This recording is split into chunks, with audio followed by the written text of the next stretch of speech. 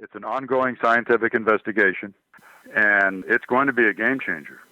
And the people who have been saying that it's impossible for the film to have been altered are going to be running for cover. I'm confident that in 10 years, it'll be widely accepted all over the world that the Zapruder film not only contains evidence of conspiracy, but that it's an altered film, that it's the best proof of a cover-up by the U.S. government.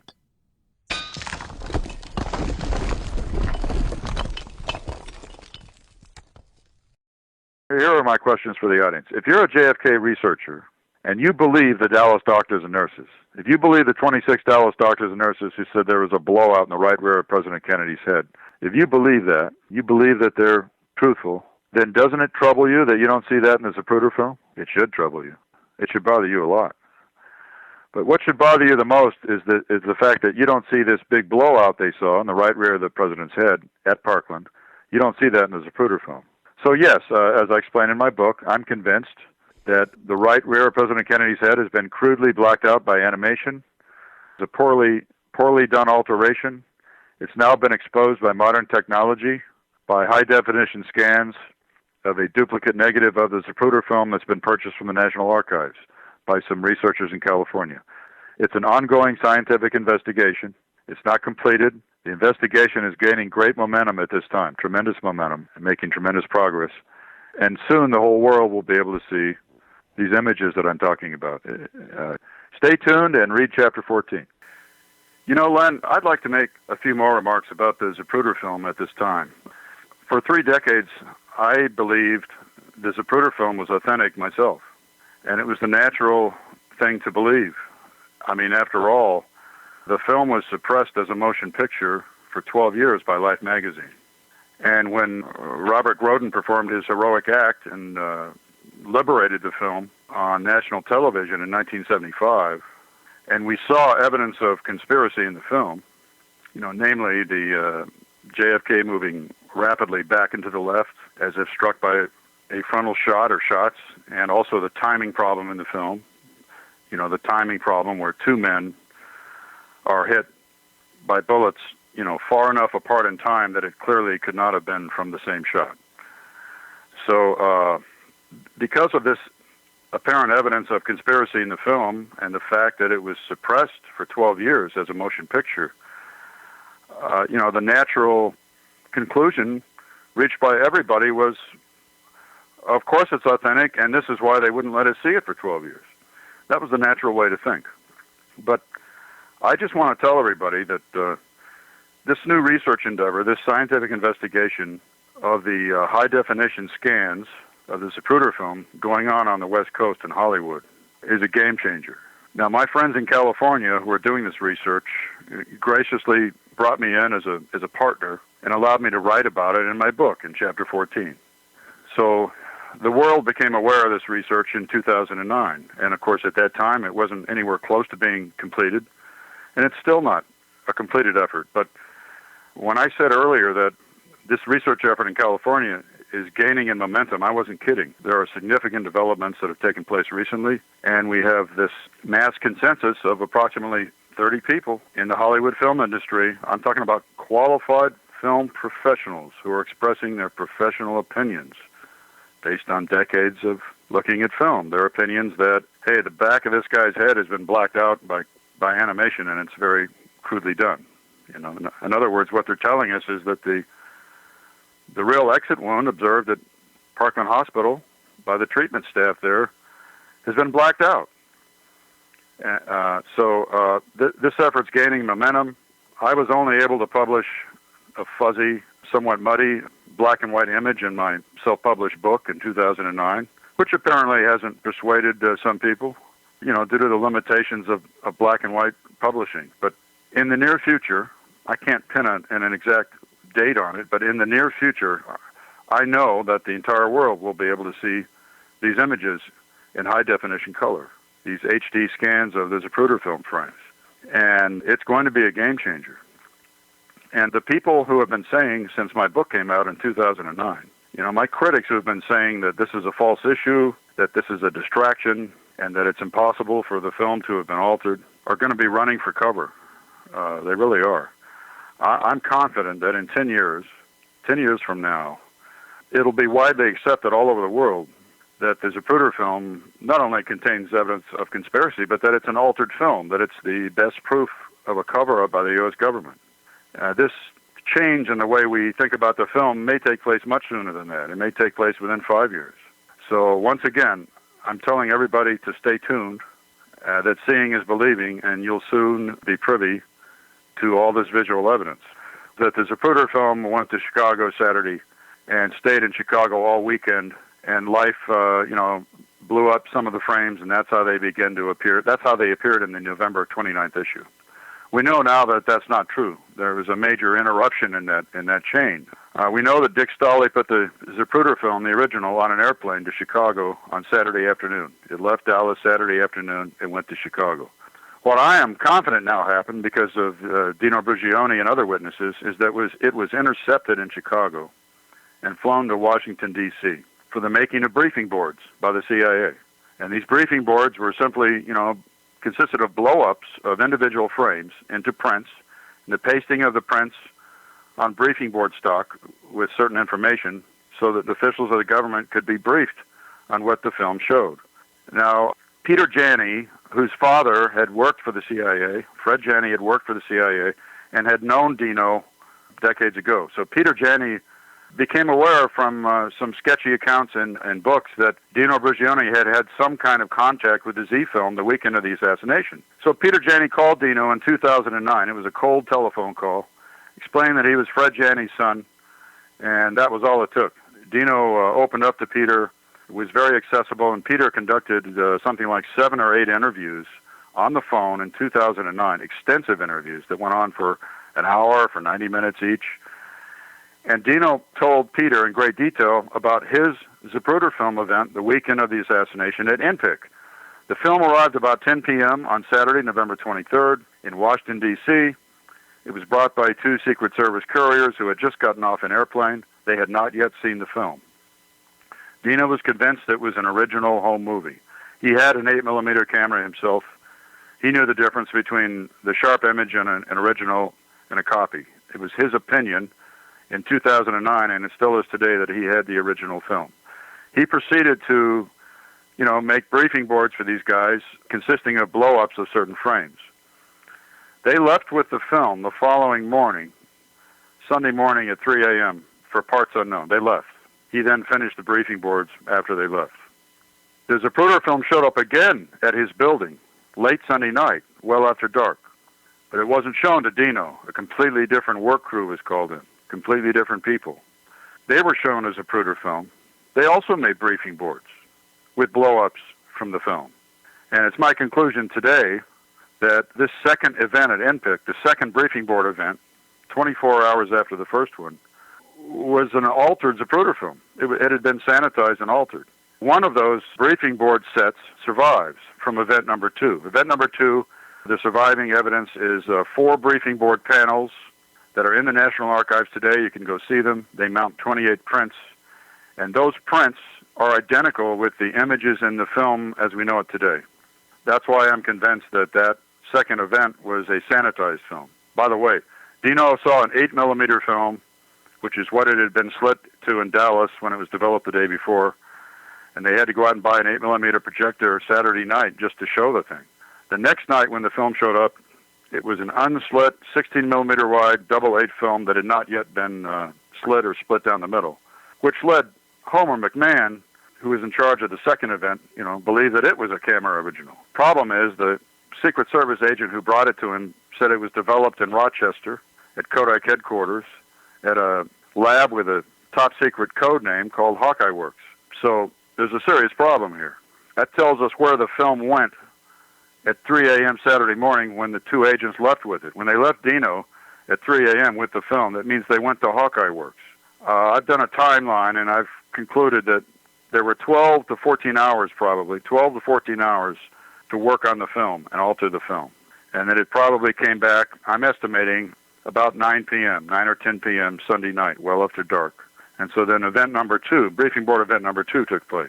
Those people were forbidden to ever discuss what they had done with anyone, including their own supervisors. So this is the background. This is the important background. Dino Brugioni, in this conversation 2 years ago, is being shown the head explosion frame 313, by Peter Janney in person for the first time. They had discussed, his making of his own briefing boards in 2009 over 7 or 8 different interviews. Peter finally became intrigued by Dino's constant reference to seeing President Kennedy's brains fly through the air. He wanted to know exactly what Dino meant by that. So Peter Janney went down to where Dino lives in Virginia and took with him a laptop and a good image of frame 313. And he showed Dino the image of frame 313 and explained that it was the only frame in the film that showed the head explosion in a graphic way. No way. This is not the explosion I saw. The explosion I saw in the film I examined Saturday night was enormous. It was much bigger than this one. It was higher in the air, and that it had to be many more frames than one frame. So without any further ado, let me play the excerpt. This is history-making stuff. This is the only frame where you had any indication of, his brains exploding. Oh, it went into the air. I remember it went in the air. Was it more than one frame? Oh, yeah. Huh? Oh, yeah. See, there's only one frame on the entire Zapruder film, frame 313, that gives any indication of that. No, it was I remember it was in the sky. But you see, that's the only frame. It's just one frame, okay? That's the There's only... no 314? Yeah, there is a 314, but it has none of this, pink haze, blood water. No, I remember all of us being shocked. But if that event took place, wouldn't you suspect to see it on more than one frame? Oh, yeah. No doubt in my mind. And I remember all of us being shocked because I thought the spray was say 3 or 4 feet from his head. Uh-huh. Up in the air? Yeah. What I saw was more than that. If you go down to the archives, for the Zapruder film, they claim that's the true one? That's the true one, right. The one the frames that we just looked at. You're shaking your head. I'd say the one that I saw, man, his head, it was way high off of his head. Yeah. The debris. And I can't imagine that there would only be one frame. Right. Okay, Len, so that concludes the extended audio excerpt, and I'd like to explain to your audience that Peter and I did an extended high-definition video interview of Dino Brugioni a few months later in July 2011. And I was allowed to conduct that interview. It's like 4 hours and 15 minutes long. And in that interview, Dino not only repeated the statement that he saw a very different head explosion than exists in the film today, but he also told me that the huge cloud of spray, the explosion, which was so large, was not red or pink at all, that it was white. It was completely white, and that he did not recall any pink or red explosion like we see in frame 313 today. So you see, the significance of this is that you now have a consensus, a very strong consensus by film professionals in Hollywood that the Zapruder film is an altered film in which the back of the head has been crudely blacked out. And now you have an eyewitness to the original unaltered film on Saturday, the day after the assassination, who says he saw a completely different head explosion in the film than we see today, a much larger head explosion. Now, Dino didn't say what Peter and I expected him to say. We kind of expected him to say that he saw exit debris traveling to the left rear of the president in the film. That's not what he recalled. He recalled simply an enormous explosion that went 3 or 4 feet into the air. But the point is, he remembered a different explosion than we have in the film in the archives today. It's a significant interview, which he repeated later on video a couple of months later. So I'm gonna wrap up these Zapruder film comments by saying this to your listeners. Wait until you hear the rest of the story, because it'll be evidence that everyone in the world can watch. And in 2006, apparently, Professor Fielding told Wally that if that film had been altered with the technology of the day, that it would not survive professional scrutiny. That's a very important statement. I agree with that, because what we have now is not only a witness that the head explosion was vastly different than we see, that's Dino Brugioni, but we have the film undergoing professional evaluation in Hollywood the last 3.5 to 4 years, and it has not survived professional scrutiny. It has not survived at all. The whistle's been blown on the crude alteration of this film. So I'm not exactly clear on I mean, I know there's other people who claim, almost that the thing is a cartoon. And I guess... Yeah, I don't agree with them. So what I'm asking, though, is that you're saying that they would have blown up each individual frame, done... Oh, I can give you a few more words on what I'm talking about if you want. Yeah, go ahead. Explain. So, okay. When I use the term crude alteration, I'm talking about crude animation performed with the technique known in Professor Fielding's textbook as aerial imaging. Aerial imaging uses an optical printer, a modified optical printer, with an animation stand rigged in the middle of it. And the original film frame is projected up through condenser lenses, and you can see it frame by frame. And all the artist has to do is put an acetate cell over the top of the animation stand, draw whatever animation he wants to draw on top of the image of the original frame, because he's drawing on the animation cell, a clear piece of acetate. And then each frame that's altered is rephotographed from above in a process camera. So I'd say crude in the sense that the blocking out of the back of JFK's head after the headshots was good enough to pass on an 8mm film projected on a flimsy movie screen back in 1963. It's not good enough to withstand the scrutiny today of a 6K scan, which is 13.8 times the resolution of your HD TV screen. It's not good enough to withstand that kind of digital examination today and that kind of resolution today when viewed on a high-resolution monitor. It was good enough to fool people when they're watching a home movie in 63 on a flimsy screen. It's not good enough to fool people today studying each frame on an HD monitor. And so when I say crude, what I'm talking about is the quality of the animation on the back of JFK's head was crudely done. I think this was a rush job done at Hawkeye Works in 12 to 14 hours. There's a film expert in Hollywood who says it's an overnight job, in his opinion. I believe that the things that are missing from the film are the turn from Houston to Elm Street. I believe exit debris leaving the back of the head has been removed. Traveling to the left here has been removed, because everybody in Dealey Plaza saw that. I believe this enormous head explosion that Dino Brugioni talks about has been removed, and the car stop has been removed. That's about all I'm willing to subscribe to in the way of alteration. I do not believe the film is a complete fabrication. I don't subscribe to that hypothesis at all. Other people do. I don't. I believe that this was a rush job, a very hurried alteration, because the people doing it did not know what investigations were coming down the line. This was before the Warren Commission was established. They probably thought there'd be congressional investigations, there'd be an FBI investigation, and a Texas inquest. They thought all these things were going to happen, and they were in a great hurry. So they did something that was good enough, but not good enough to show on a movie screen once or twice to somebody, but not good enough to study frame by frame. And I think their alterations have now been exposed, those other proofs of conspiracy. But what the blacking out of the back of the head does do is that it proves a massive U.S. government cover-up in a way that's undeniable, that the man in the street can understand, and even in a way that reluctant mainstream historians can understand.